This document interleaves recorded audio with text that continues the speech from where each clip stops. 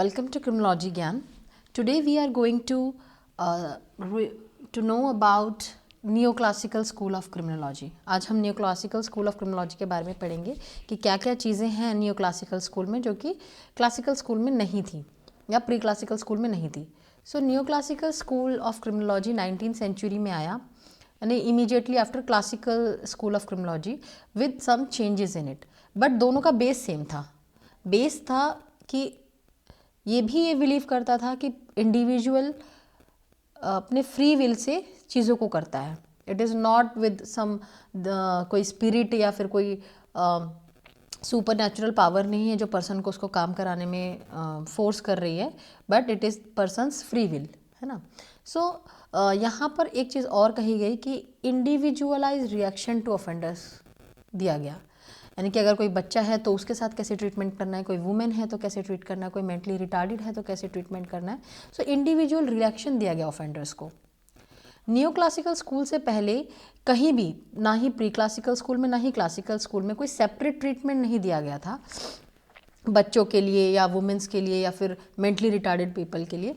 तो यहाँ new classical school में इन चीज़ों पे एम्फेसिस किया गया कि हमें अगर कोई पर्सन, कोई बच्चा है, वो अगर क्राइम कमिट करता है तो how a person should react और उसको कैसे पनिशमेंट देना चाहिए.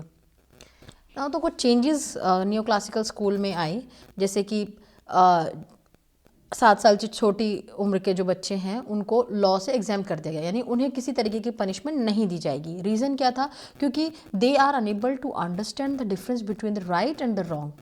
कि जो भी एक्ट वो कर रहे हैं वो सही कर रहे हैं या नहीं कर रहे हैं, वो उस चीज़ को नहीं समझ पाते हैं. तो इसीलिए वो एक अनइंटेंशनली चीज़ होती है, और तो इसीलिए उन बच्चों को एग्जाम कर दिया गया जो 7 साल से छोटी उम्र के बच्चे हैं.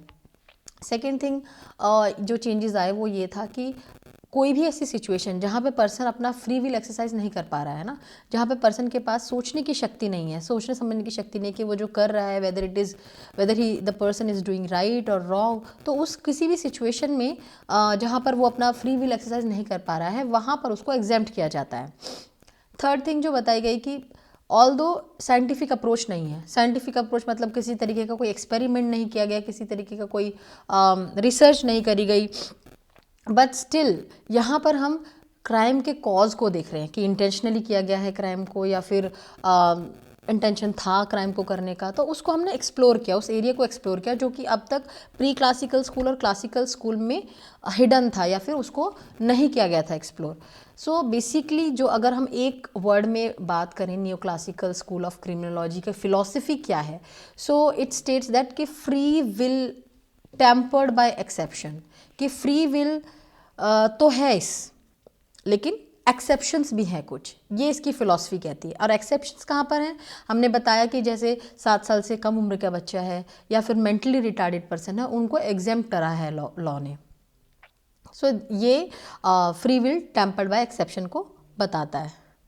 नेक्स्ट इज़ और क्या बताया गया कि इस new classical school of criminology के अंदर फर्स्ट टाइम ऑफेंडर और जो रेसिडिविस्ट होते हैं, रेसिडिविस्ट मतलब हैबिचुअल जो ऑफेंडर्स होते हैं, उनमें डिस्टिंक्शन किया गया कि भाई जो रेसिडिविस्ट हैं उनको अलग पनिशमेंट दी जाएगी, जो फर्स्ट टाइम ऑफेंडर उन्हें अलग पनिशमेंट दी जाएगी.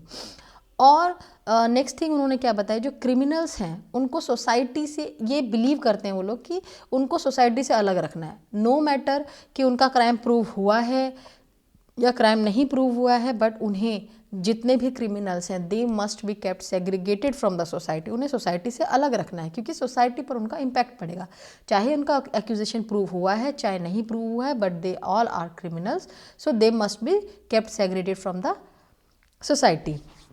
और यहाँ पर मेंटली जो पर्सन था उनको भी इनडायरेक्टली या डायरेक्टली उन पर भी अटेंशन दिया गया कि इनको भी लॉ में एग्जेम्प्ट करो.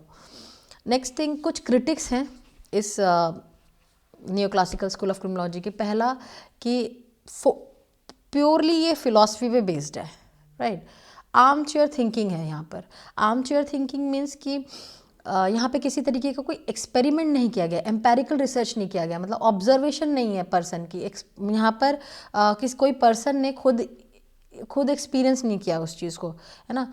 ये क्या है? आर्म चेयर थिंकिंग है, फिलॉसफी पर बेस्ड है completely. It is not based on empirical research. और इसके अंदर और क्या बताया गया कि जितना ग्रीवियस, जितना ग्रीवियस क्रिमिनल कंडक्ट होगा उतना ग्रीवियस पेनल्टी मिलेगी, ये इसका क्रिटिक्स बताया गया। और उसके बाद क्या बताया गया, जनरली क्या बिलीव करते हैं कि ऑल क्रिमिनल्स, मैंने आपको लास्ट पॉइंट में बताया कि जितने भी क्रिमिनल्स हैं रिस्पॉन्सिबल हैं या इररिस्पॉन्सिबल हैं क्राइम को कमिट करने के लिए, वो सोसाइटी से सेग्रीगेट होने चाहिए, अलग रखा जाए उनको सोसाइटी से। So this was all about new classical school of theory. So I hope आप लोगों को समझ में आया होगा, और इससे रिलेटेड अगर किसी भी तरीके का आप क्वेश्चन पूछना चाहते हैं, जानना चाहते हैं इसके बारे में और, तो आप मुझे कमेंट सेक्शन में बता सकते हैं। Thank you.